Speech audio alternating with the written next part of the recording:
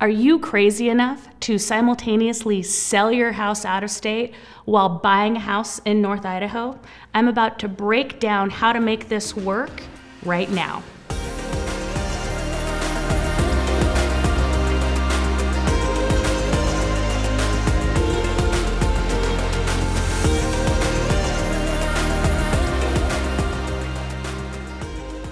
Okay, welcome back to North Idaho Lindsay's YouTube channel. We're gonna break down right now the strategy involved in simultaneously selling your house out of state and purchasing here in North Idaho. Because of our rabid real estate market, one thing we see that has never really been done in previous generations is the simultaneous buy-sell. Now, okay, I take that back. We have seen that done in previous decades and years past, except the fervor around it was not as crazy as it is right now. And I think the pace of things having to be so quick, and the competition with buyers out there in all markets. I mean, it's not just North Idaho, it's all 50 states that are seeing this crazy real estate market. So I want to give you some tips here. I've done this simultaneous sell and purchase up here in Idaho many times, and I know based on my experience there are some things that no matter who the individual is or where they're coming from, there are some things that are consistent throughout all processes. So I want to share these with you now. So let's get into it. First and foremost, it's an incredibly stressful process having to sell somewhere and move somewhere. And when you don't have the luxury of time and the ability to kind of come and explore and live here for a little while and or make multiple trips and learn more about North Idaho, not everyone has the luxury of time like that. A lot of people I deal with are saying, hey, we made the choice to move to North Idaho. We're putting our house on the market in a month. We need to get this process going. So when you're in that situation, I have some tried and true tips for you. So first and foremost, you want to connect with a local agent, and I'm going to also say a local lender.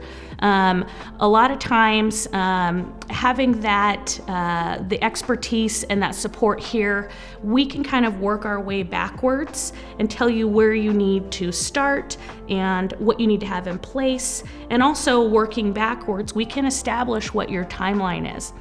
I say that it's, a rule of thumb, again, to plan for about 3 months. If you are wanting to move here in the spring, start planning in the winter. If you want to move here in the summer, start planning in the spring. You never want to come up onto a scenario where you've kind of put the cart before the horse and now you're scrambling to find housing. What you want to do is you want to plan it all out. And again, planning everything out in advance and giving yourself that time is going to reduce the amount of stress in the process. And I promise you, it's going to be stressful.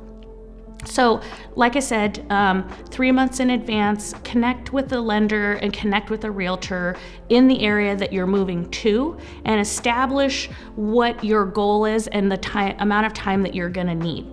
Now, once you realize, okay, I've decided I'm going to move to North Idaho. I've talked to a local realtor. I'm familiar with the area. I'm acclimated with what's on the market. Now I'm going to talk to my lender. I'm going to find out how much I can purchase, what my price range is going to be, and then we'll start putting together our wish list and watching the market. Now, the next thing you're going to have to do, because a lot of people are in this situation. Not everyone's in this situation, but a lot of people are. The majority of people are. So if you are here, you're not alone.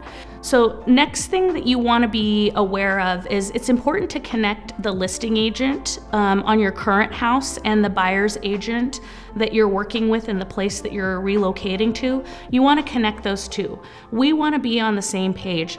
It's important that your listing agent know what you have going on up in North Idaho, and it's important for me to understand where you're at with the sale of your house.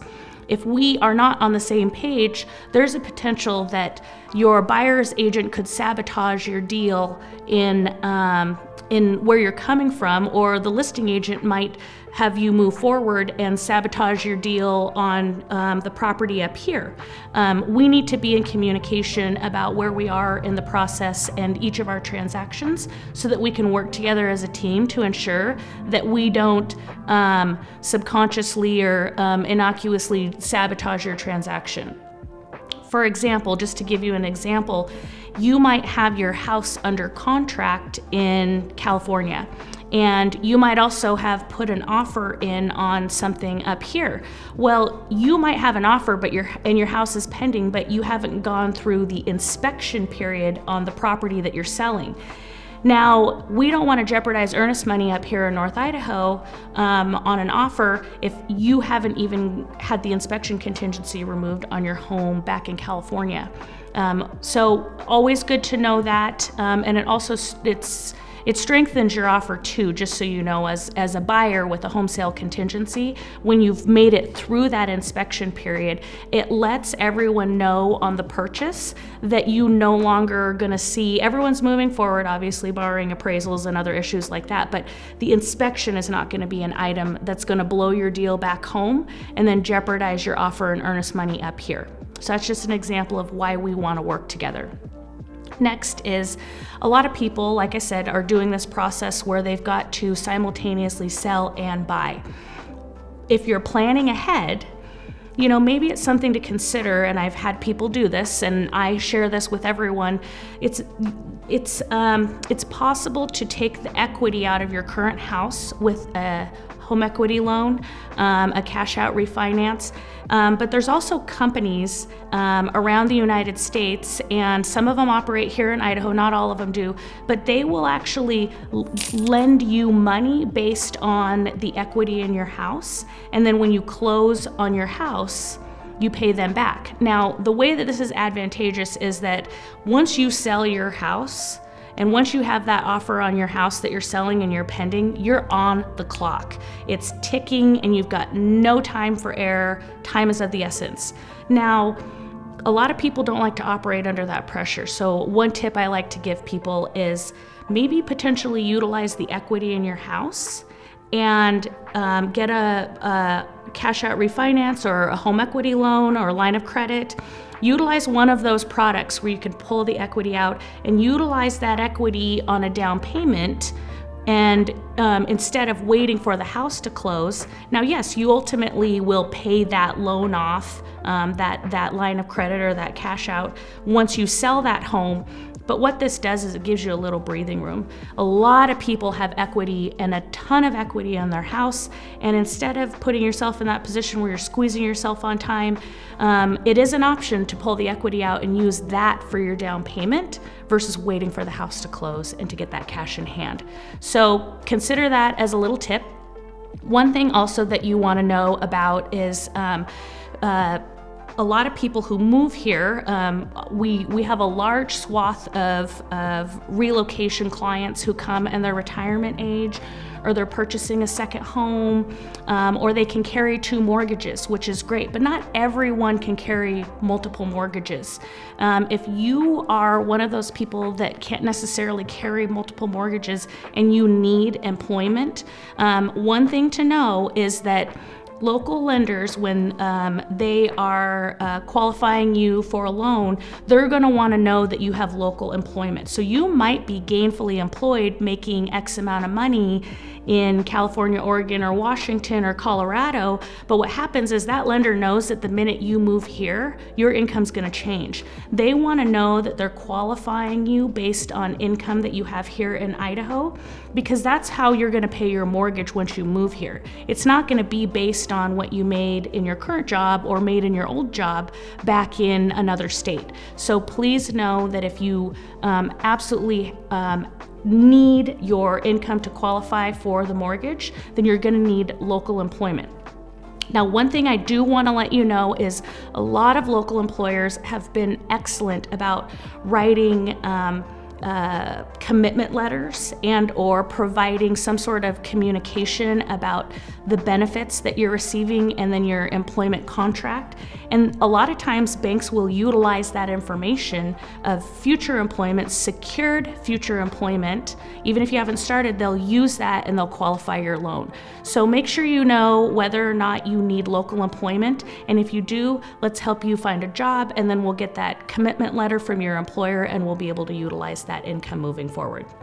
One thing also, if you need to sell your house first, I always tell people, make sure that you know that you have this option. It's been a long time since a lot of people sold, and they weren't sellers in this crazy market.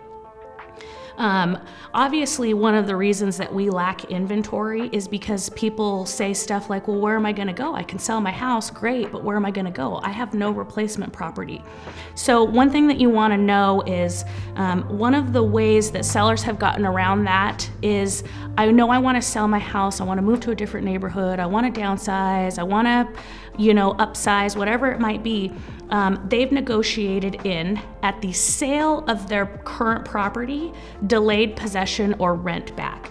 This, again, used to be one of those things that we never saw. It was, I've been doing real estate for 15 years now, and back when I started, we never saw delayed possession from a seller, and now it's the most common thing that you see and or being asked for from sellers. So as a seller, please know that you have the ability to negotiate in on your offer. Hey, thanks for this offer, Mr. and Mrs. Buyer, but I'm also going to need a rent back of 3 months or 4 months.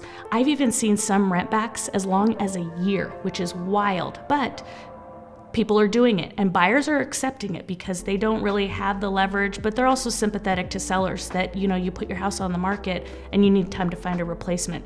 Another thing you can do is delayed possession. Or a delayed close, which means, you drag out the escrow process 3 or 4 months and then close. And in the meantime, you're looking for your property. But what a lot of people really like to do is close, get that cash in hand, become a very qualified buyer because you no longer have the home sale contingency, and then rent that house back. So these are some of the tips that I have about doing the simultaneous sell and buy across state lines. It can be very difficult, but get a good team in place, make sure everyone's communicating, and then know that it's going to take some time, and don't set yourself up for failure. Make sure that you're planning ahead and that you're also creating a buffer for you on the backside if you need it, if you have to sell that house first. So if you have any questions about the simultaneous buy and sell process, let me know. Drop those comments.